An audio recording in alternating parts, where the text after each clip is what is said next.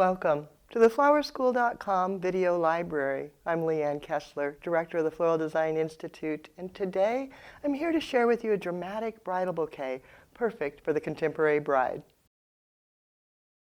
The main flower in the bouquet, pistachio-hued anthurium. Then to enhance, I've got variegated lilygrass and flexigrass. Flexigrass or steel grass is very, very strong, absolutely fabulous to work with to get dramatic lines in your design. For texture, some brasilia. For interest, succulents. And then the base of the whole thing is on a standard straight handle bouquet holder. Now to cover all that white and to conceal the mechanics, I've used the holder and Gaelic sleeves. They're just attached using the Super 77 3M spray glue around the back and down the handle.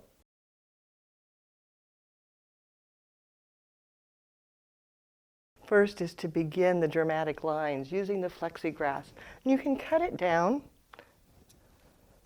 using both ends and then just inserting them directly into the holder, creating circular movement and repeating the lines. Working with a central binding point, bringing them down so that you're going to have depth, doing some maybe a little bit shorter so that they tuck underneath, creating various levels.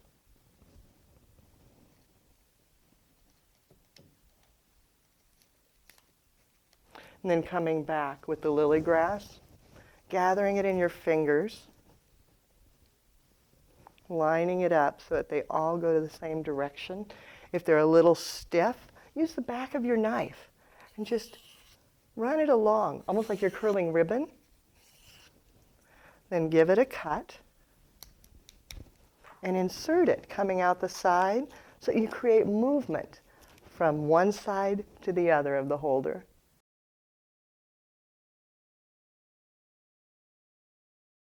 To secure the succulents in the bouquet, I use 2-inch wood picks.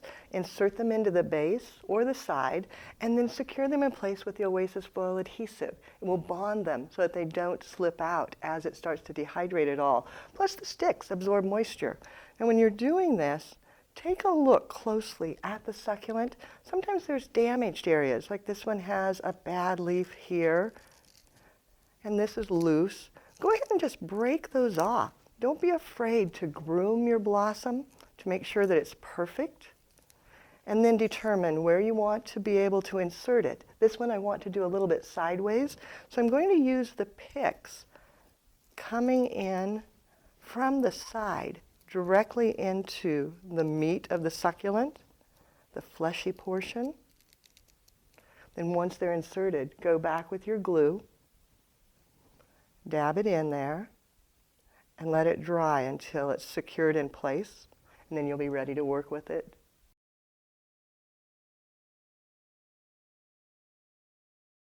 As I go to place the succulents, I can cut the little wires off. I don't need those. And then set them directly into the foam, anchoring them securely. And then terracing the second one, coming upward, giving a really strong accent area. Then I want to make sure and conceal all my mechanics.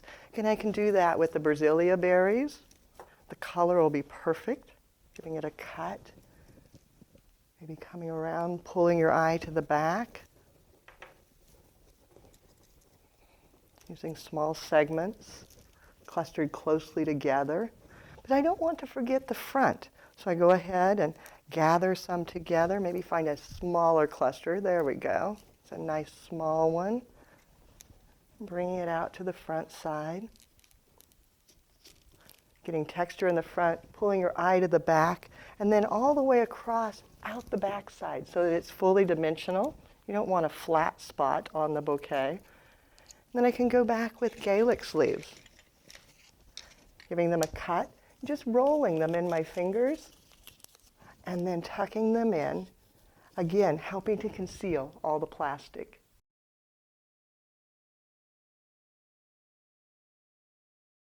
As I place my anthurium, I want to think about the accent area I've already established and the lines and repeat that so that it gives comfort to the viewer so that they know this was intentional. You meant to have it sweep through in this wonderful diagonal. So I'll start with one anthurium coming out the front, and I can mold it by just running my fingers along it. Works better if you do this at room temperature. And then I want this to come out in the front, sweeping underneath, finding a little hole here, and then inserting it in firmly. So that'll be the dramatic line outward.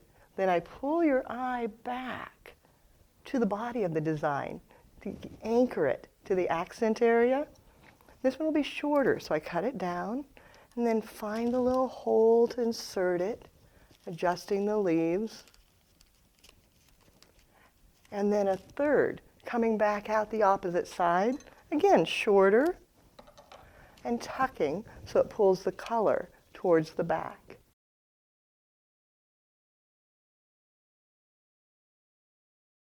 Once you have the line established, and you can see how I've sheltered over the succulents, you want to go ahead and finish out the back. So bringing one more, clear around to the back side so that the bride can enjoy that. And like the leaves that I did with the Galix, I kind of curl it a little bit so that I can tuck it down in low, making room. And then one more on the side, weaving it in with the Flexigrass to pull the color across. Then I can add grasses, a little more Brasilia, anything I need to finish hiding the mechanics. And after I have that all done, spraying the whole design with Crowning Glory. It saturates each of the blooms, won't hurt the succulents, and will make the whole design last so much longer.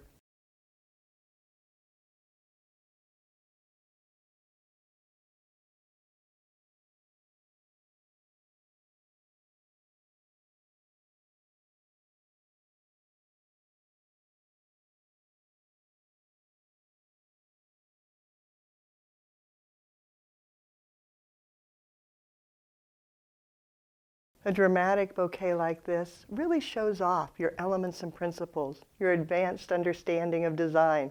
If you're a Flower Club member, check out the Elements and Principles library. You'll see more on creating accent areas, using texture, line, both static and dynamic, so it makes it easier to create this design. Then as you work, make sure to remember that it needs to look good from all sides, the front and the back, as well as both sides. That way, no matter which way the bride holds it, tipping it, turning it, it's going to look glorious. For more creative inspiration, check out our website, flowerschool.com. If you have questions, you can reach me through there or by telephone at 503-223-8089. And of course, I love to see what you create.